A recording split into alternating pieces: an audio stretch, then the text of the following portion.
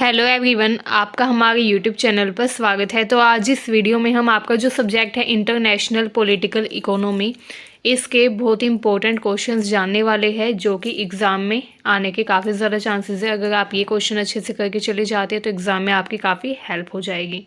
तो आइए स्टार्ट करते हैं। अगर आपने अब तक हमारे चैनल को सब्सक्राइब नहीं किया है तो कर लीजिए ताकि आने वाली हर वीडियो की अपडेट आपको टाइम से मिलती रहे। तो पहला जो इम्पोर्टेंट क्वेश्चन है वो है राजनीति तथा अर्थव्यवस्था के बीच अंतर संबंध को आप कैसे परिभाषित करेंगे। मतलब इसमें हमको बताना है कि राजनीति तथा अर्थव्यवस्था के बीच में अंतर संबंध को कैसे हम डिफाइन कर सकते हैं, कैसे हम परिभाषित कर सकते हैं। तो राजनीति तथा अर्थव्यवस्था के बीच में एक अंतर संबंध होता है जिसको समझने के लिए हमको दोनों के प्रभाव तथा कार्य प्रणाली को गहराई से समझना होगा। राजनीति तथा अर्थव्यवस्था का आपस में जो संबंध होता है वो समाज तथा राज्य की नींव को आकार देता है तथा ये दोनों क्षेत्र एक दूसरे को प्रभावित भी करते हैं। तो सबसे पहले आपको डेफिनेशन लिखनी होगी दोनों की। राजनीति क्या होती है? राजनीति समाज में शक्ति तथा शासन के वितरण, नीति निर्धारण तथा प्रशासन से संबंधित होती है। राजनीति का अर्थ होता है कि समाज में शक्ति तथा शासन का वितरण कैसे किया जा रहा है, नीति कैसे बनाई जा रही है तथा प्रशासन कैसे चलाया जा रहा है। तो ये सारी चीज़ें जो डिफाइन करती है वो होती है राजनीति।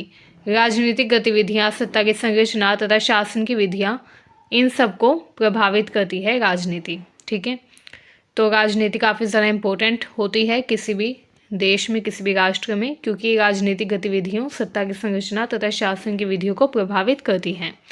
आइए अब बात करते हैं अर्थव्यवस्था की। अर्थव्यवस्था यानी कि इकोनॉमी। अर्थव्यवस्था मतलब कि किसी क्षेत्र या किसी राष्ट्र की इकोनॉमी कैसी है। यह वस्तुओं तथा सेवाओं के उत्पादन, वितरण तथा उपभोग के तरीके को बताता है कि किसी भी राष्ट्र में, किसी भी देश में वस्तुओं तथा सेवाओं का उत्पादन कैसे हो गया है, वितरण कैसे हो गया है तथा उसका कंजम्पशन यानी कि उपभोग कैसे किया जा रहा है। ठीक है, यह संसाधनों के प्रबंधन, श्रम तथा पूंजी के उपयोग से संबंधित होती है। उसके बाद आप बताएंगे कि राजनीति यानी कि पॉलिटिक्स एंड इकोनॉमी यानी अर्थव्यवस्था के बीच में गहरा संबंध होता है, क्योंकि राजनीतिक निर्णयों का आर्थिक नीतियों तथा गतिविधियों पर सीधा प्रभाव देखने को मिलता है। आर्थिक स्थिति सरकार की नीतियों तथा राजनीति को प्रभावित भी करती है। ठीक है, अगर सरकार की आर्थिक स्थिति जो है वो अच्छी होगी तो सरकार जो है वो इन्वेस्टमेंट ज़्यादा करेगी इंफ्रास्ट्रक्चर पर। ठीक है, तो इसी तरीके से सरकार ऐसी पॉलिसीज़ बनाएगी जो कि सोशल वेलफेयर को प्रमोट करें। कब? जब सरकार की आर्थिक स्थिति अच्छी होगी तब। लेकिन अगर गवर्नमेंट यानी कि सरकार की आर्थिक स्थिति ही बेकार है तो क्या करेगी? वो ऐसी नीतियाँ बनाएगी जो कि जनता का शोषण करें, जनता पर वो ज़्यादा से ज़्यादा टैक्स इम्पोज कर देगी ताकि उसकी आर्थिक स्थिति अच्छी हो सके। तो इसीलिए आर्थिक स्थिति जो है वो सरकार की नीतियों तथा राजनीति को पूरी तरीके से प्रभावित करती है। अर्थव्यवस्था यानी कि इकोनॉमी पर राजनीति का क्या प्रभाव पड़ता है उसके बाद आप ये बताएंगे। मतलब कि अर्थव्यवस्था कैसी होगी, इसके ऊपर राजनीति का क्या इम्पैक्ट, क्या प्रभाव पड़ता है। तो राजनीतिक नीतियाँ जो है वो भी अर्थव्यवस्था के अलग अलग पहलुओं पर प्रभाव डालती हैं। जैसे कुछ ऐसी राजनीतिक नीतियाँ हैं जो कि डायरेक्टली अर्थव्यवस्था को प्रभावित करती है, जैसे कराधान यानी कि टैक्सेशन, सार्वजनिक खर्च, व्यापार नियम, श्रम कानून तथा सामाजिक सुरक्षा की योजनाएं। ये सब जो नीतियाँ होती है ये डायरेक्टली क्या करती हैं? अर्थव्यवस्था को प्रभावित करती हैं। ठीक है, यानी कि अर्थव्यवस्था पर प्रभाव डालती हैं। इसमें सरकार की वित्तीय नीति शामिल है, जिसमें क्या होता है? सरकार की वित्तीय नीति यानी कि जो सरकार नीतियाँ बनाती है टैक्स से रिलेटेड, जिसमें सरकार कर की दर यानी कि टैक्स रेट डिसाइड करती है, सरकारी खर्च तथा ऋण नीति। ये सब नीतियाँ जो होती है ये वित्तीय नीति में शामिल होती है तथा इनका अर्थव्यवस्था पर गहरा प्रभाव पड़ता है। उदाहरण के लिए सरकार अगर कर की दर को बढ़ाती है तो यह उपभोग तथा निवेश को प्रभावित करेगा। अगर टैक्स ज़्यादा हो जाएगा तो क्या होगा? लोग जो है वो कम एक्सपेंस करेंगे, मतलब कि लोग खर्चा कम करेंगे, क्योंकि लोगों को फिर टैक्स ज़्यादा देना पड़ेगा तो उनके पास इतने पैसे नहीं होंगे एंड लोग अपनी बेसिक नीड्स ही पूरी कर पाएंगे अगर टैक्स इंक्रीज़ होगा तो। साथ ही साथ अगर कर ज़्यादा होगा, टैक्स रेट ज़्यादा होगा तो इन्वेस्टमेंट भी लोग कम करेंगे। ठीक है, तो इसीलिए वित्तीय नीति जो है वो डायरेक्टली क्या करती है, कंजम्पशन एंड इन्वेस्टमेंट को यानी कि उपभोग तथा निवेश को प्रभावित करती है। नेक्स्ट है मूल्य निर्धारण तथा सब्सिडी। अब कई बार क्या करती है सरकार, किसी वस्तु की कीमत अगर ज़्यादा हो तो उस पर सब्सिडी दे देती है। जैसे कई बार सरकार एलपीजी सिलेंडर पर सब्सिडी दे चुकी है एंड कई बार अन्य चीज़ों पर भी सब्सिडी दी जाती है। सब्सिडी एक तरीके की आर्थिक मदद होती है, ठीक है, ताकि जो गरीब लोग हैं उनका जो बोझ है, आर्थिक बोझ है, उसको कम किया जा सके। ठीक है, ताकि गरीब लोगों के पास जो धन की कमी है उसके कारण उनका शोषण ना हो। तो इसीलिए सरकार कई बार क्या करती है, सब्सिडी भी प्रदान करती है। जैसे पेट्रोलियम उत्पादों पर सब्सिडी देने से सरकार क्या करती है, पेट्रोलियम की कीमतें निर्धारित कर देती है, ठीक है, नियंत्रित कर देती है। तो इस तरीके से क्या किया जाता है, सब्सिडी का भी उपयोग किया जाता है। ये भी एक तरीके की आर्थिक नीति है सरकार की, जो कि अर्थव्यवस्था पर प्रभाव डालती है। ठीक है, जैसे अगर सरकार सब्सिडी देगी ज़्यादा से ज़्यादा तो क्या होगा, सब्सिडी देने से सरकार पर बोझ बढ़ेगा। ठीक है, क्योंकि इससे सरकार के ऊपर खर्चा भी बढ़ेगा इसलिए। नेक्स्ट है आर्थिक स्थिरता। राजनीतिक स्थिरता आर्थिक वृद्धि के लिए आवश्यक होती है। ठीक है, अब अगर हम चाहते हैं कि इकोनॉमिक स्टेबिलिटी रहे यानी कि आर्थिक स्थिरता रहे तो उसके लिए राजनीतिक स्थिरता होनी ज़रूरी है, पॉलिटिकल स्टेबिलिटी होनी ज़रूरी है। अगर किसी देश में राजनीतिक अस्थिरता है तो निवेशकों का विश्वास टूट सकता है, जिससे अर्थव्यवस्था में गिरावट हो सकती है। एंड एग्जाम्पल के लिए अगर किसी भी कंट्री में जो राजनीतिक अस्थिरता है वो बहुत ज़्यादा फैली हुई है, अगर किसी कंट्री में पॉलिटिकल इंस्टेबिलिटी है, ठीक है, कुछ भी स्टेबल नहीं है, तो क्या होगा, जो मल्टीनेशनल कंपनीज़ है यानी कि जो दूसरे देश की कंपनीज़ है वो उस देश में नहीं आना चाहेगी अपनी कंपनी सेटअप करने के लिए। ठीक है, क्योंकि उस देश में पहले ही राजनीतिक अस्थिरता है। तो इससे क्या होगा, कंपनीज़ कम से कम खुलेगी उस देश में। ठीक है, जिससे रोज़गार में भी कमी आ जाएगी। इसीलिए राजनीतिक स्थिरता होना बहुत ज़्यादा ज़रूरी है आर्थिक स्थिरता के लिए। ठीक है, अब देखते हैं राजनीति पर अर्थव्यवस्था का क्या प्रभाव पड़ता है। तो अर्थव्यवस्था की स्थिति जो है वो भी राजनीति पर प्रभाव डालती है। अर्थव्यवस्था कैसी है कैसी नहीं, ये जो स्थिति होती है ये भी राजनीति पर बहुत ही गहरा असर डालती है। अगर अर्थव्यवस्था अच्छी होगी तो सरकार जो है वो राजनीति भी अच्छे से चला पाएगी। ठीक है, जैसे सरकार लोगों के लिए सोशल वेलफेयर से रिलेटेड पॉलिसीज़ बना पाएगी, यानी कि सरकार जो है वो लोगों के कल्याण के लिए अलग अलग नीतियाँ बना पाएगी अगर अर्थव्यवस्था अच्छी होगी तो, जिससे क्या होगा, लोगों का सरकार के ऊपर विश्वास और भी ज़्यादा गहरा होगा तथा जो सरकार है वो हमेशा चुनाव में जीतती रहेगी। ठीक है, जिससे क्या होगा, सरकार की राजनीतिक छवि और भी ज़्यादा अच्छी होगी लोगों की नज़रों में। तो इस तरीके से अर्थव्यवस्था की जो स्थिति है वो राजनीति पर प्रभाव डालती है। जब अर्थव्यवस्था मजबूत होती है तो सरकार के लिए सत्ता में बने रहना आसान होता है, जबकि एक कमज़ोर अर्थव्यवस्था राजनीतिक अस्थिरता को जन्म दे सकती है। क्योंकि अगर आर्थिक अस्थिरता होगी, ठीक है, अगर अर्थव्यवस्था कमज़ोर होगी तो क्या होगा, लोग सरकार से असंतुष्ट हो जाएंगे, जिसकी वजह से लोग सरकार के खिलाफ बगावत कर देंगे एंड इससे क्या होगा, राजनीतिक अस्थिरता आ जाएगी। ठीक है, तो इसी तरीके से राजनीतिक अस्थिरता अगर होगी तो फिर आर्थिक रूप से भी अस्थिरता आ जाएगी। तो यानी कि अर्थव्यवस्था तथा राजनीति एक दूसरे से इंटरकनेक्टेड है, इस बेसिस पर हम ये बोल सकते हैं। ठीक है, नेक्स्ट वही है जनता का विश्वास। जैसे कि मैंने आपको बताया, अगर अर्थव्यवस्था संकट में होगी तो जनता का विश्वास सरकार से उठ जाएगा। ठीक है, जनता सरकार के प्रति विरोध करेगी। अगर अर्थव्यवस्था कमज़ोर होगी, बेरोज़गारी ज़्यादा होगी, महंगाई ज़्यादा होगी तो क्या होगा, गरीबी फैलेगी, जिसकी वजह से राजनीतिक असंतोष भी उत्पन्न हो जाएगा, यानी कि लोगों के मन में राजनीति के प्रति असंतोष की भावना आ जाएगी। एंड जब लोगों के मन में राजनीतिक असंतोष आएगा तो क्या होगा, लोग विरोध करेंगे, विद्रोह करेंगे। ठीक है, नेक्स्ट है नीति निर्धारण। एक कमज़ोर अर्थव्यवस्था सरकार को मजबूर कर सकती है कि वह आर्थिक सुधारों या कदमों की दिशा को बदले। यानी कि सरकार को कई बार वित्तीय संकटों के समाधान के लिए अंतर्राष्ट्रीय संस्थाओं से कर्ज लेना पड़ता है, जिससे राजनीतिक निर्णयों को प्रभावित होना पड़ता है। ठीक है, अगर अर्थव्यवस्था बहुत ही कमज़ोर है किसी देश की, तो सरकार को क्या करना होगा, कई बार अंतर्राष्ट्रीय संस्थाओं जैसे IMF या अन्य जो अंतर्राष्ट्रीय संस्थाएं हैं उनसे कर्ज लेना पड़ता है। ठीक है, जिससे क्या होता है, राजनीति प्रभावित होती है। तो इस तरीके से अर्थव्यवस्था भी राजनीति पर प्रभाव डालती है। ठीक है, नेक्स्ट है लोक लुभावन नीतियाँ। आर्थिक दबाव के चलते सरकार अक्सर लोक लुभावन नीतियाँ अपनाती है जो अल्पकालिक लाभ प्रदान करती है लेकिन दीर्घकालिक विकास को प्रभावित कर सकती है। तो ऐसी जो लोक लुभावन नीतियाँ होती हैं, लोक लुभावन नीतियों में वो नीतियाँ शामिल होती हैं जो कि सरकार लोगों को इम्प्रेस करने के लिए या लोगों को अपनी तरफ लोगों के मन में राजनीतिक संतोष बढ़ाने के लिए जो नीतियाँ सरकार बनाती है वो लोक लुभावन नीतियाँ होती हैं। ठीक है, जैसे सरकार जो है वो सब्सिडी दे दें या फिर कोई चीज़ फ्री में दे लोगों को। जैसे कुछ टाइम पहले बिजली के बिल पर सब्सिडी दी गई थी, है ना। तो इस तरीके से सब्सिडी वगैरह दे सकती है सरकार, जिससे क्या होता है, लोग जो है उनको लाभ मिलता है। ठीक है, तो इस तरीके की जो लोक लुभावन नीतियाँ हैं वो भी राजनीति तथा अर्थव्यवस्था को प्रभावित करती हैं।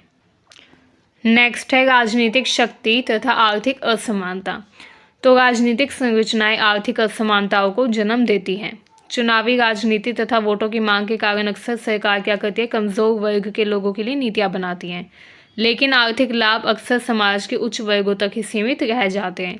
तो इस तरीके से क्या होता है, समाज में आर्थिक असमानता बढ़ती है क्योंकि जो सरकार है वो नीतियाँ बनाती है कमज़ोर वर्ग के लिए, लेकिन वो जो नीतियाँ हैं उनका लाभ कमज़ोर वर्ग के लोगों तक पहुँच ही नहीं पाता, क्योंकि जो उच्च वर्ग के लोग हैं वो पहले ही उसका लाभ उठा लेते हैं। इस तरीके से वो जो लाभ है वो सरकार लोगों तक समान रूप से नहीं पहुंचा पाती। ठीक है, जिसकी वजह से समाज के उच्च वर्ग तक ही वो लाभ सीमित रह जाते हैं।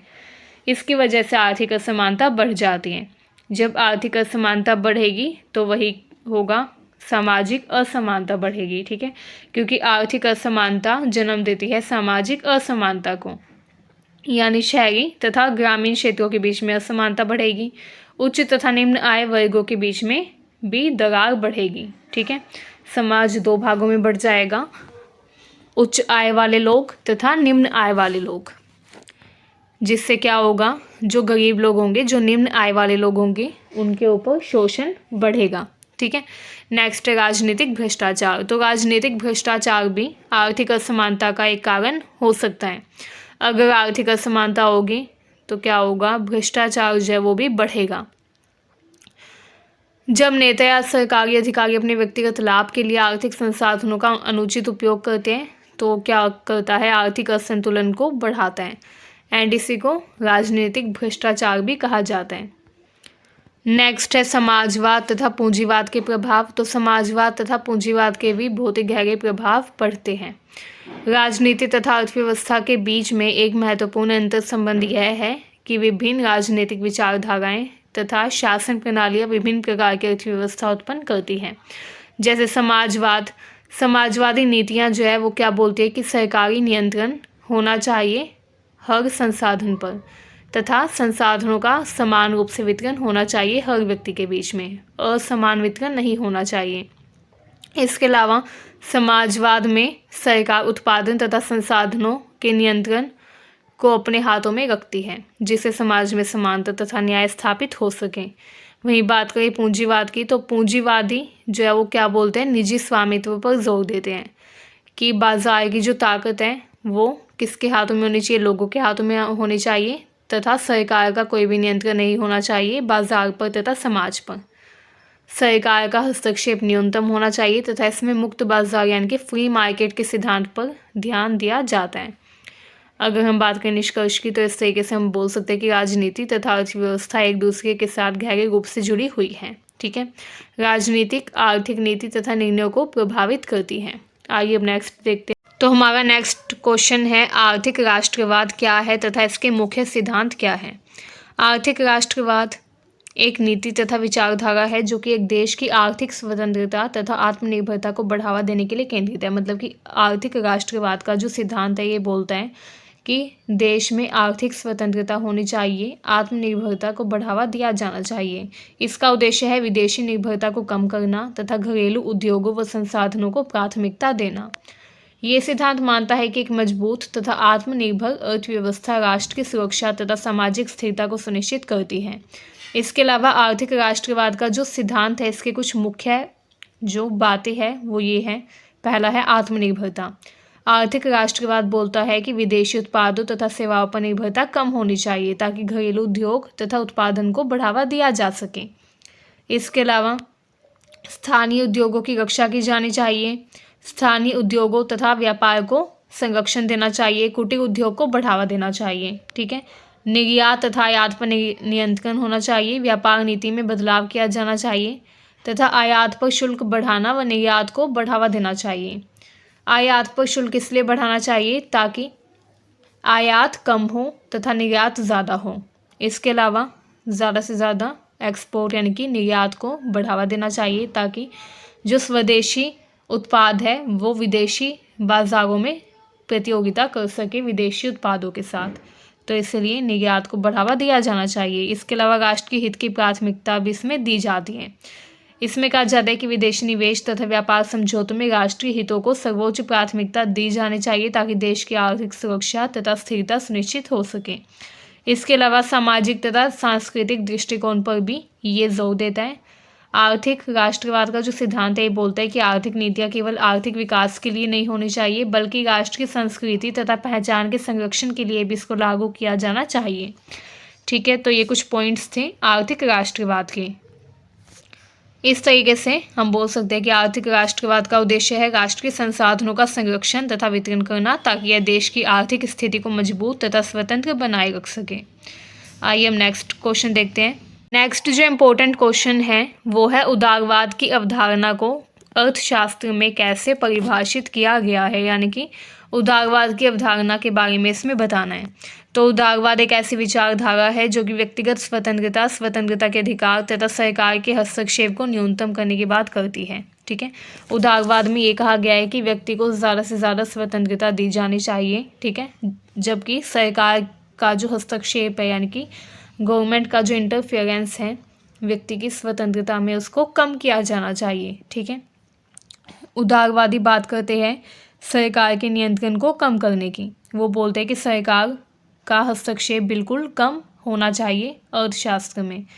इसके अलावा उदारवादी जो है वो अर्थशास्त्र में अगर हम देखें तो अर्थशास्त्र में उदारवाद का मतलब होता है आर्थिक गतिविधियों में सरकार का हस्तक्षेप कम करना तथा बाजार को स्वतंत्र रूप से कार्य करने की अनुमति देना। ये विचारधारा 19वीं शताब्दी में औद्योगिकरण के दौर में शुरू हुई तथा उसी दौरान इसका महत्व बढ़ा।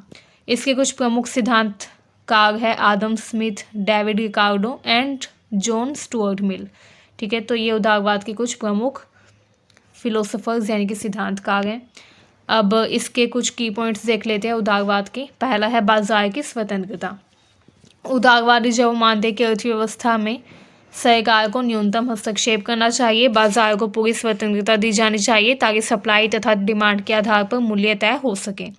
इसके अलावा प्रतिस्पर्धा को बढ़ावा देना चाहिए जिससे गुणवत्ता बढ़े, क्योंकि जब कंपटीशन बढ़ेगा तो हर कंपनी क्या चाहेगी, अपने प्रोडक्ट को बेहतर से बेहतर क्वालिटी का बनाना चाहेगी ताकि लोग उसी का प्रोडक्ट खरीदें। इसके अलावा अगर प्रतिस्पर्धा यानी कि कंपटीशन बढ़ेगा तो क्या होगा, लोगों के पास ज़्यादा चॉइसेस अवेलेबल होगी, उपभोक्ताओं को ज़्यादा बेहतर विकल्प मिल पाएंगे। ठीक है। इसीलिए सरकार को केवल कानून तथा व्यवस्था बनाए रखने के लिए ही बाजार में कदम रखना चाहिए, ना कि उत्पादन या मूल्य निर्धारण में हस्तक्षेप करने के लिए। ठीक है। यानी कि उदारवादी मानते हैं कि सरकार केवल कानून तथा व्यवस्था बनाए रखने तक ही अपने आप को सीमित रखें, सरकार को उत्पादन या मूल्य निर्धारण में हस्तक्षेप नहीं करना चाहिए। दूसरा है व्यक्तिगत स्वतंत्रता। उदारवाद जो है ये बोलता है कि प्रत्येक व्यक्ति को अपनी संपत्ति तथा कार्यों पर नियंत्रण रखने का अधिकार होना चाहिए। आर्थिक निर्णयों को व्यक्तिगत स्वतंत्रता के हिस्से के रूप में देखा जाता है इसमें। ठीक है। तो उदारवादी जो है ये मानते हैं कि आर्थिक निर्णय भी व्यक्तिगत स्वतंत्रता का ही एक हिस्सा है एंड इसीलिए जो सरकार है उसको इससे दूर रहना चाहिए। ठीक है, यह दृष्टिकोण व्यक्तियों को अपनी पसंद के अनुसार व्यापार करने, निवेश करने तथा संसाधनों का उपयोग करने का अधिकार देता है।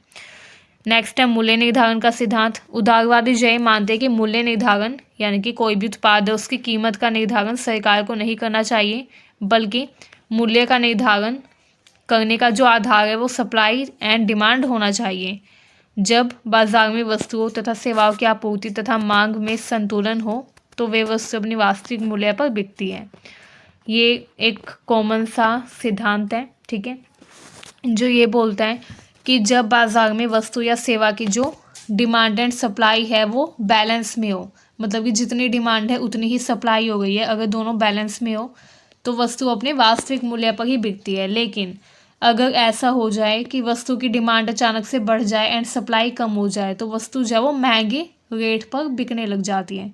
ठीक है, ज़्यादा मूल्य पर बिकने लग जाती है। तो इसलिए जो सरकार है उसको अपना कार्य केवल बाजार संतुलन को बनाए रखने में ही करना चाहिए। ठीक है, सरकार को मूल्य निर्धारण करने का काम नहीं करना चाहिए, ये उदारवादी मानते हैं। वो मानते हैं कि बाजार में वस्तु की जो मांग तथा सप्लाई है उसी के अकॉर्डिंग मूल्य का निर्धारण होना चाहिए, ना कि सरकार के द्वारा। नेक्स्ट है न्यूनतम सरकारी हस्तक्षेप। उदारवादी मानते हैं कि सरकार को केवल सुरक्षा तथा संविधान के कार्यों तक ही सीमित रहना चाहिए, उनको ज़्यादा से ज़्यादा अपने काम को सीमित रखना चाहिए। ठीक है, एंड कम से कम हस्तक्षेप उनको करना चाहिए व्यक्तिगत स्वतंत्रता तथा बाजार में।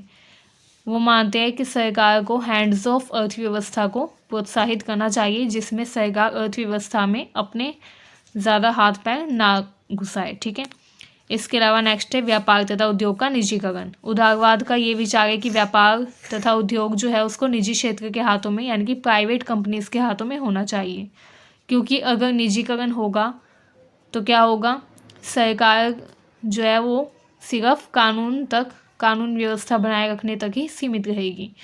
एंड फ्री मार्केट कंपटीशन यानी कि मुक्त बाजार प्रतिस्पर्धा का जो सिद्धांत है उसको और भी ज़्यादा विकसित किया जा सकेगा। ठीक है, तो इसीलिए ये क्या बोलते हैं, ये बोलते हैं कि व्यापार के क्षेत्र में उद्योग को निजी क्षेत्र के हाथों में होना चाहिए। ठीक है, व्यापार तथा उद्योग जो है वो निजी क्षेत्र यानी कि प्राइवेट कंपनीज के हाथों में होना चाहिए। ये प्राइवेटाइजेशन पर जोर देते हैं तथा ये बोलते हैं कि सरकार को प्रोत्साहित करना चाहिए लोगों को कि वो भी ज़्यादा से ज़्यादा उद्योगों को स्थापित कर सके। ठीक है, उपभोक्ताओं के अधिकारों की रक्षा करने के लिए भी सरकार को लोगों को प्रोत्साहन देना चाहिए। ठीक है, इसके अलावा उदारवादी जो ये मानते हैं कि निजी क्षेत्र जो है ये ज़्यादा प्रभावी होता है तथा ज़्यादा प्रतिस्पर्धी होता है। निजी क्षेत्र बेहतर से बेहतर उत्पाद का निर्माण करता है तथा बेहतर सेवाएं प्रदान करता है, तो इसलिए ये निजी क्षेत्र के ऊपर जोर देते हैं। ठीक है, ये निजी क्षेत्र के विकास पर जोर देते हैं। उदारवाद एक ऐसे आर्थिक सिद्धांत के रूप में कार्य करता है जो व्यक्तिगत स्वतंत्रता, प्रतिस्पर्धा तथा न्यूनतम सरकारी हस्तक्षेप के पक्ष में है। ये सिद्धांत मानता है कि बाजार अपने आप में संतुलित रहे। सरकार का कार्य केवल ये सुनिश्चित करना होना चाहिए कि नागरिकों के अधिकार सुरक्षित रहे, तो इस चीज़ पर ये जोर देते हैं। नेक्स्ट जो इम्पोर्टेंट क्वेश्चन आता है वो आता है संरचनावाद के ऊपर। संरचनावाद यानी कि स्ट्रक्चरलिज्म। तो संरचनावाद क्या होता है? ये एक दार्शनिक तथा सैद्धांतिक दृष्टिकोण है जो कि मुख्य रूप से मानव संस्कृति, भाषा तथा समाज को संरचना के आधार पर समझने का प्रयास करता है। मतलब ये जो सिद्धांत है संरचनावाद का, ये मानता है कि मानव संस्कृति, भाषा तथा समाज जो है वो एक तरीके की संरचना पर आधारित है तथा अगर हमको मानव को समझना है तो हमको इसकी संरचना को समझना होगा। संरचनावाद का विकास 20वीं शताब्दी के मध्य में हुआ था। यह भाषा विज्ञान, मानव शास्त्र, साहित्यिक आलोचना तथा समाजशास्त्र जैसे क्षेत्रों में प्रभावशाली रहा। इसके मुख्य सिद्धांत की बात करें तो इसका पहला सिद्धांत है संरचना की अवधारणा, जिसमें संरचना के बारे में कहा गया है। इसमें कहा गया है कि कोई भी व्यक्ति जो है अगर वो मानव समाज को अच्छे से समझना चाहता है तो क्या समझना होगा? पहले इसकी संरचना को समझना होगा। संरचनावाद का मानना है कि किसी भी प्रणाली जैसे भाषा, संस्कृति, समाज को उसके अंतर्निहित संरचनात्मक संबंधों के माध्यम से समझा जा सकता है। यानी कि अगर हमको किसी भी प्रणाली को, किसी भी कॉन्सेप्ट को अच्छे से समझना है, चाहे वो भाषा हो, संस्कृति हो या समाज हो, अगर हमको किसी को भी अच्छे से समझना है तो हमको उसकी अंतर्निहित यानी कि उसके अंदर की जो संरचना है उसको समझना होगा। ठीक है, यह संरचना को एक संगठित इकाई मानता है जिसमें सभी तत्व परस्पर जुड़े होते हैं तथा उनका अर्थ एक दूसरे से संबंधों के माध्यम से निर्धारित होता है। नेक्स्ट है भाषा का महत्व। संरचनावादी जो है ये मानते हैं कि भाषा केवल संवाद का माध्यम नहीं होता बल्कि ये हमारी सोच तथा वास्तविकता को आकार देने वाली संरचना है। तो ये भाषा का बहुत ही ज़्यादा महत्व मानते हैं। ठीक है, क्योंकि भाषा से हमारी सोच तथा वास्तविकता का पता चलता है। व्यक्ति जैसी भाषा बोलता है उससे उस व्यक्ति की सोच का भी पता चल जाता है। भाषा के अध्ययन के माध्यम से किसी भी सांस्कृतिक प्रणाली की संरचना को भी समझा जा सकता है। तो इसलिए भाषा के महत्व पर जोर देते हैं। फर्डिनेंड डी सोस्यू जो थे, इन्होंने स्पष्ट करते हुए कहा कि भाषा दो तत्वों पर आधारित होती है, संकेतक तथा संकेतित। संकेतक जिसमें शब्द या प्रतीक शामिल होते हैं, एंड संकेतित का मतलब है वह अर्थ या अवधारणा जिसको उस शब्द के द्वारा इंगित किया गया है। ठीक है, नेक्स्ट है प्रणालीगत दृष्टिकोण यानी कि सिस्टमिक अप्रोच। संरचनावादी जो सोच है ये किसी भी तत्व को अकेले में नहीं देखती बल्कि उसको व्यापक प्रणाली के हिस्से के रूप में समझती है। यह प्रणालीगत दृष्टिकोण समाजशास्त्र, साहित्यिक आलोचना तथा मानव शास्त्र में उपयोगी साबित होता है।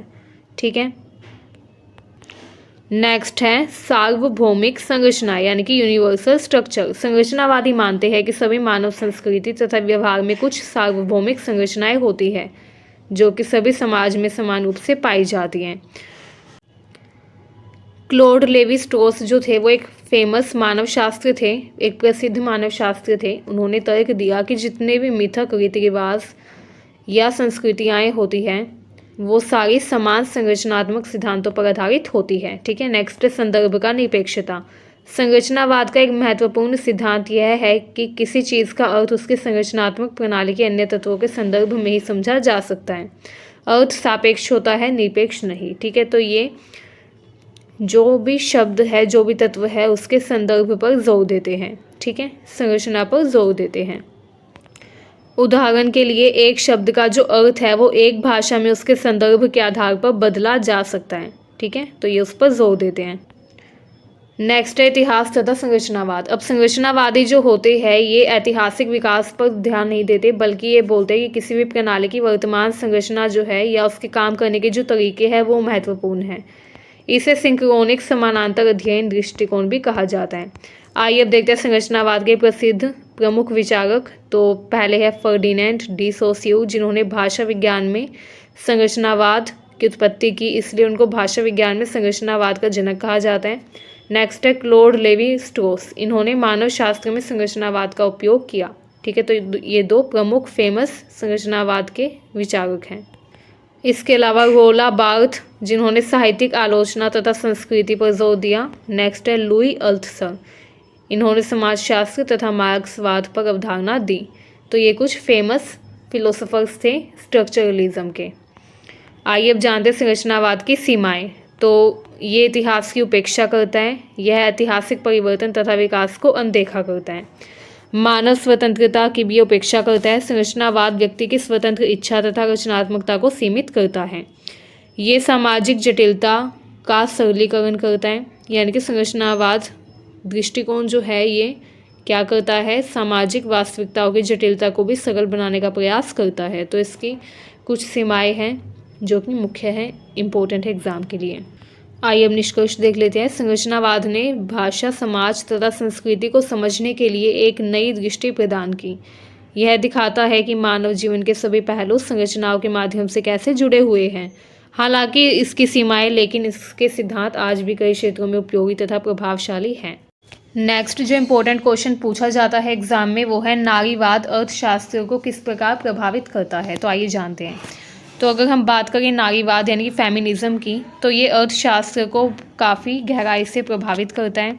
नारीवाद अर्थशास्त्र को कई तरीकों से प्रभावित करता है। यह मुख्यतः लैंगिक असमानता, महिलाओं के श्रम का मूल्यांकन तथा आर्थिक नीतियों में महिलाओं की भागीदारी जैसे विषयों पर केंद्रित है। इसमें फोकस किया जाता है महिलाओं के अधिकारों का। इसमें कहा जाता है कि जो महिलाएं हैं उनके श्रम का मूल्यांकन कम क्यों किया जाता है, क्योंकि आज भी अर्थशास्त्र की अगर हम बात करें तो जितने भी प्रमुख अर्थशास्त्री हैं उनमें ज़्यादातर पुरुषों का नाम लिया जाता है। महिलाएं बहुत ही कम है जो कि अर्थशास्त्र की फील्ड में, अर्थशास्त्र के क्षेत्र में आगे तक गई हों। ठीक है, तो महिलाओं का हमेशा कम मूल्यांकन क्यों किया जाता है। इसके अलावा अगर हम बात करें श्रम की, तो एक जगह है जहाँ पर पुरुष भी काम करते हैं तथा महिलाएं भी काम करती है, वहाँ पर महिलाओं के श्रम का मूल्यांकन कम किया जाता है पुरुषों की तुलना में। लैंगिक असमानता पर भी इसमें जोर दिया जाता है।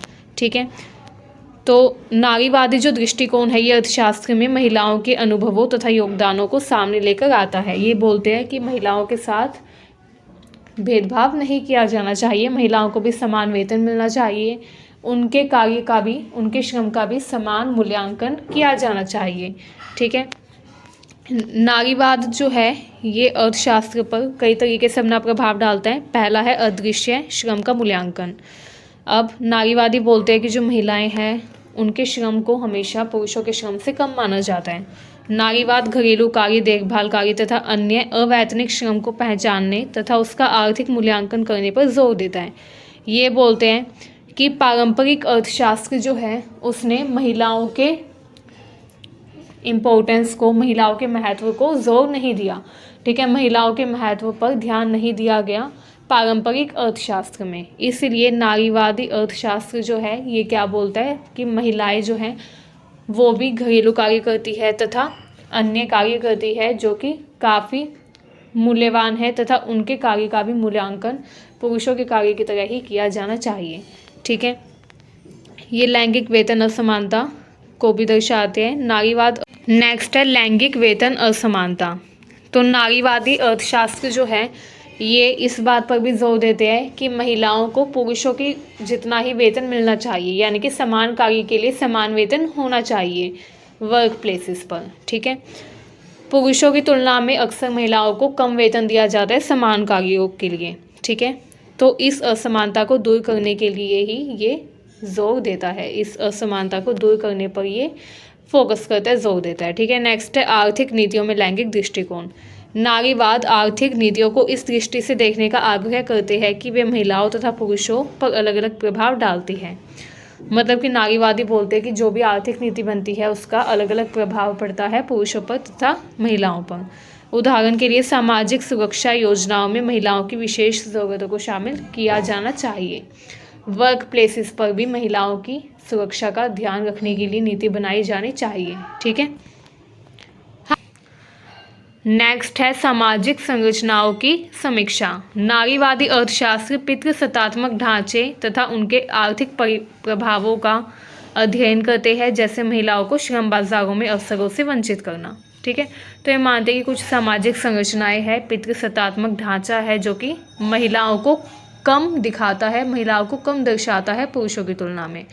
ठीक है, तो ये उसका विरोध करते हैं। एंड ये बोलते हैं कि आज भी काफ़ी ऐसे रोज़गार है जहाँ पर महिलाएं जो है वो कार्य नहीं कर सकती। ठीक है, जैसे श्रम बाज़ार में महिलाओं को अवसरों से वंचित रखा जाता है, काफ़ी सारी जो जॉब्स होती है वहाँ पर महिलाओं को प्रेफरेंस नहीं दी जाती। तो जो नारीवादी अर्थशास्त्र है वो इस चीज़ पर विरोध दर्शाता है, वो मानता है कि महिलाओं को भी वर्क प्लेसेस पर वही दृष्टिकोण से देखा जाना चाहिए जो पुरुषों को देखा जाता है जिस दृष्टिकोण से। ठीक है, यानी कि ये समान दृष्टिकोण की भी बात करते हैं तथा ये सामाजिक संरचना ऐसी चाहते हैं जो कि पितृसत्तात्मक ना हो। नेक्स्ट समानता आधारित विकास मॉडल। यह विकास की ऐसी नीति सुझाता है जो लैंगिक समानता को प्राथमिकता देती है, जैसे महिलाओं के लिए शिक्षा तथा स्वास्थ्य सुविधाओं में निवेश किया जाना चाहिए। श्रम बाजार में भेदभाव। नारीवाद रोजगार में महिलाओं के साथ होने वाले भेदभाव तथा बाधाओं को उजागर करते हैं, जैसे मातृत्व अवकाश तथा कार्यस्थल पर उत्पीड़न। ठीक है, तो ये मानते हैं कि महिलाओं के साथ काफ़ी ज़्यादा भेदभाव देखा जाता है रोजगार में, तो वो भेदभाव नहीं होना चाहिए। ठीक है, इस चीज़ पर ये जोर देते हैं। आइए नेक्स्ट अब हमारा जो नेक्स्ट इम्पोर्टेंट क्वेश्चन है वो है अंतर्राष्ट्रीय व्यापार की परिभाषा तथा इसके मुख्य घटक क्या है। तो ये बहुत इंपॉर्टेंट क्वेश्चन है जो कि एग्ज़ाम में आने के काफ़ी ज़्यादा चांसेस हैं। तो आइए स्टार्ट करते हैं। अंतर्राष्ट्रीय व्यापार की परिभाषा। तो अंतर्राष्ट्रीय व्यापार यानी कि इंटरनेशनल ट्रेड क्या होता है? वह व्यापार जो दो या दो से अधिक देशों के बीच में वस्तुओं, सेवाओं, पूंजी या प्रौद्योगिकी के आदान प्रदान के रूप में होता है। ऐसे व्यापार को अंतर्राष्ट्रीय व्यापार कहा जाता है। यह व्यापार वैश्विक बाजार की ज़रूरतों को पूरा करने तथा संसाधनों के अधिकतम उपयोग को सुनिश्चित करने में मदद करता है। अगर इसके हम मुख्य घटक की बात करें तो पहला है वस्तु व्यापार। जब भौतिक वस्तुओं का आयात या निर्यात किया जाए तो इसको वस्तु व्यापार कहा जाता है। ठीक है, अंतर्राष्ट्रीय वस्तु व्यापार, इसमें क्या किया जाता है? भौतिक वस्तुओं का आयात या निर्यात किया जाता है, जैसे कपड़े, तेल, इलेक्ट्रॉनिक उत्पाद। ठीक है। नेक्स्ट है सेवा व्यापार यानी कि सर्विस ट्रेड। इसमें सेवाओं का आदान प्रदान होता है, जैसे बैंकिंग, आईटी, पर्यटन। ठीक है। नेक्स्ट है विदेशी निवेश यानी कि फॉरेन इन्वेस्टमेंट। इसको एफडीआई यानी कि फॉरेन डायरेक्ट इन्वेस्टमेंट भी कहा जाता है, तथा पोर्टफोलियो इन्वेस्टमेंट, ये सब इसमें शामिल होता है। नेक्स्ट है विदेशी मुद्रा विनिमय यानी कि फॉरेन एक्सचेंज। इसमें क्या होता है? अलग अलग देशों की मुद्राओं के बीच में विनिमय की ये प्रक्रिया होती है। नेक्स्ट है प्रौद्योगिकी हस्तांतरण यानी कि टेक्नोलॉजी ट्रांसफ़र। इसमें क्या होता है? इसमें देशों के बीच तकनीकी ज्ञान तथा नवाचारों का आदान प्रदान होता है। इसके अलावा वैश्विक आपूर्ति श्रृंखला यानी कि ग्लोबल सप्लाई चेन भी इसमें इंक्लूडेड है। इसमें अलग अलग देशों के बीच में उत्पादन तथा वितरण किया जाता है। महत्व देखें तो इसका महत्व क्या है? अंतर्राष्ट्रीय व्यापार देशों के बीच में आर्थिक संबंध को मजबूत करता है तथा रोजगार के अवसर बढ़ाता है, इसलिए इसका बहुत ज़्यादा महत्व माना जाता है। यह वैश्विक प्रतिस्पर्धा यानी कि ग्लोबल कंपटीशन को भी प्रमोट करता है। आइए अब नेक्स्ट क्वेश्चन देखते हैं। हमारा नेक्स्ट क्वेश्चन है बहुराष्ट्रीय कंपनियों का विकासशील देशों पर क्या प्रभाव पड़ा है। तो बहुराष्ट्रीय कंपनी कौन सी कंपनीज होती है? इनको इंग्लिश में मल्टीनेशनल कॉरपोरेशन भी कहा जाता है। बहुराष्ट्रीय कंपनी वो कंपनियां होती है जो दो या दो से अधिक देशों में पाई जाती हैं। ठीक है। बहुराष्ट्रीय कंपनी का विकासशील देशों पर सकारात्मक तथा नकारात्मक दोनों प्रभाव पड़ता है। तो आइए सबसे पहले सकारात्मक प्रभाव देखते हैं। सकारात्मक प्रभाव में पहला है रोजगार के अवसर। मल्टीनेशनल कॉरपोरेशन जो हैं ये नए उद्योगों तथा सेवाओं में निवेश करते हैं, जिससे स्थानीय लोगों को रोजगार मिलता है।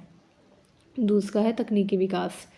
ये कंपनियां उन्नत तकनीक तथा प्रबंधन कौशल लेकर आती हैं, जिससे स्थानीय उद्योगों का भी विकास होता है। नेक्स्ट है विदेशी निवेश। मल्टीनेशनल कॉरपोरेशन जो है ये विदेशी पूंजी का प्रवाह करती है, जो कि आर्थिक विकास को गति देता है। तो इसमें विदेशी निवेश भी शामिल है। नेक्स्ट है गुणवत्ता सुधार। इसमें उपभोक्ताओं को बेहतर गुणवत्ता वाले उत्पाद तथा सेवाएं मिलती हैं।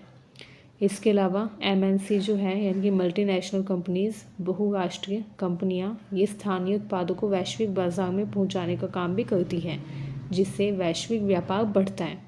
तो ये कुछ सकारात्मक प्रभाव थे। आइए देखते हैं नकारात्मक प्रभाव। अगर हम बात करें नकारात्मक प्रभाव की, तो स्थानीय उद्योगों पर इसका नकारात्मक प्रभाव भी देखा जाता है। सस्ते आयात तथा प्रतिस्पर्धा के कारण छोटे तथा मध्यम स्थानीय व्यवसाय नुकसान उठा सकते हैं। ठीक है। बहुराष्ट्रीय कंपनियों के कारण क्या होता है? जो सस्ते सामान है उनका आयात बढ़ जाता है। ठीक है।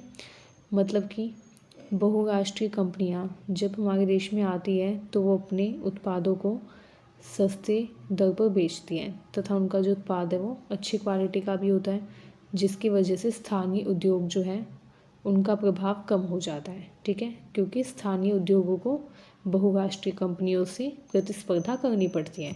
नेक्स्ट है शोषण।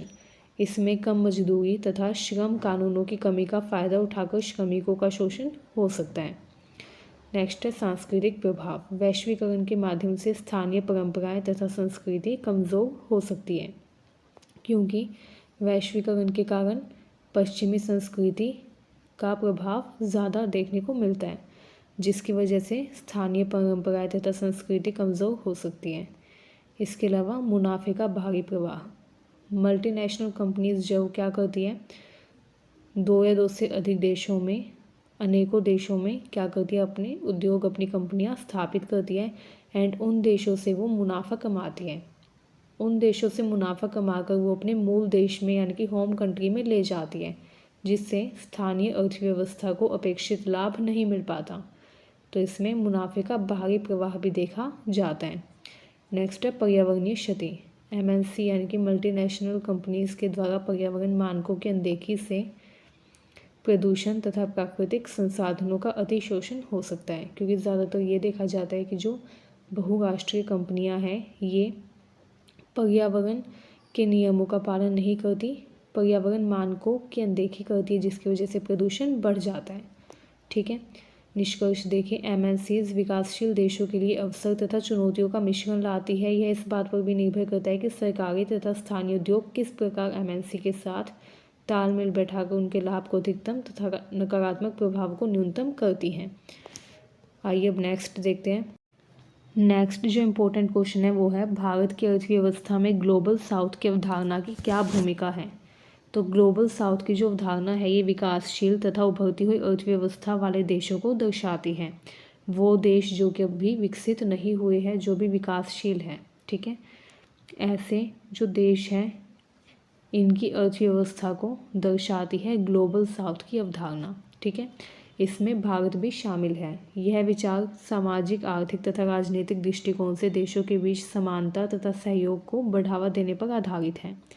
इसमें ये कहा जाता है कि अलग अलग जो देश हैं उनके बीच में सामाजिक, आर्थिक तथा राजनीतिक समानता तथा सहयोग होना चाहिए। ठीक है, भारत की अर्थव्यवस्था में ग्लोबल साउथ की अवधारणा की कई मुख्य भूमिकाएं हैं। पहला है अंतर्राष्ट्रीय सहयोग तथा व्यापार। भारत ग्लोबल साउथ के अन्य देशों के साथ व्यापार, निवेश तथा तकनीकी सहयोग को बढ़ावा देता है। ठीक है, ये देश एक दूसरे के साथ संसाधनों तथा बाजारों का आदान प्रदान करते हैं, जिससे आत्मनिर्भरता बढ़ती है। उदाहरण के लिए भारत अफ्रीका व्यापार तथा ब्रिक्स जैसे समूह इस सहयोग का प्रतिनिधित्व करते हैं। इनका मुख्य उद्देश्य ही है आपस में व्यापार, निवेश तथा तकनीकी सहयोग को बढ़ावा देना। ठीक है, नेक्स्ट है विकासशील देशों की आवाज़। ग्लोबल साउथ की जो अवधारणा है ये भारत को जलवायु परिवर्तन, व्यापार नीति तथा वैश्विक वित्तीय सुधार जैसे मुद्दों पर अपनी और अन्य विकासशील देशों की आवाज़ उठाने का मंच भी प्रदान करती है। ठीक है, नेक्स्ट है साझा चुनौतियों का समाधान। भारत तथा ग्लोबल साउथ के जो अन्य देश हैं वो कई चुनौतियों से घिरे रहते हैं, जैसे गरीबी, शिक्षा, स्वास्थ्य, तकनीकी विकास। ये कुछ समान चुनौतियां हैं जो कि ग्लोबल साउथ के सभी देश फेस करते हैं। इस अवधारणा के तहत भारत ने साउथ साउथ कोऑपरेशन जैसे कार्यक्रमों के माध्यम से अन्य देशों को समर्थन दिया है जो कि ग्लोबल साउथ से जुड़े हुए हैं। नेक्स्ट है आर्थिक विकास के लिए नवाचार। भारत अपने डिजिटल इनोवेशन जैसे यूनिफाइड पेमेंट्स इंटरफेस यानी कि यूपीआई तथा जनधन योजना को ग्लोबल साउथ के देशों के साथ साझा कर रहा है। इससे इन देशों को अपने आर्थिक तथा सामाजिक ढांचे को सुदृढ़ करने में मदद मिलती है। नेक्स्ट है भविष्य की वैश्विक नेतृत्व भूमिका। इसमें क्या होता है, ग्लोबल साउथ का समर्थन भारत को अंतर्राष्ट्रीय मंचों पर मजबूत स्थिति प्रदान करता है, जिससे वह भविष्य में एक प्रमुख वैश्विक शक्ति के रूप में उभर सकता है। तो भविष्य की वैश्विक नेतृत्व की जो भूमिका है ये बहुत ही मुख्य हो गई है ग्लोबल साउथ की वजह से। ठीक है, आइए निष्कर्ष देखते हैं। भारत के आर्थिक तथा सामाजिक विकास के लिए ग्लोबल साउथ की अवधारणा एक महत्वपूर्ण कड़ी है। यह भारत को समान विचारधारा वाले देशों के साथ सहयोग करने तथा वैश्विक असमानताओं को दूर करने में मदद करती है। तो ये कुछ मोस्ट इम्पोर्टेंट क्वेश्चंस थे इंटरनेशनल पॉलिटिकल इकोनॉमी के। ये क्वेश्चंस आपके एग्ज़ाम पर्सपेक्टिव से काफ़ी इम्पोर्टेंट है एंड आई होप कि एग्ज़ाम में आपकी काफ़ी हेल्प हो जाएगी इन क्वेश्चंस को अगर आप प्रिपेयर करेंगे तो। अगर आपकी वीडियो अच्छी लगी हो तो चैनल को सब्सक्राइब करें, वीडियो को शेयर करें। Thank you very much.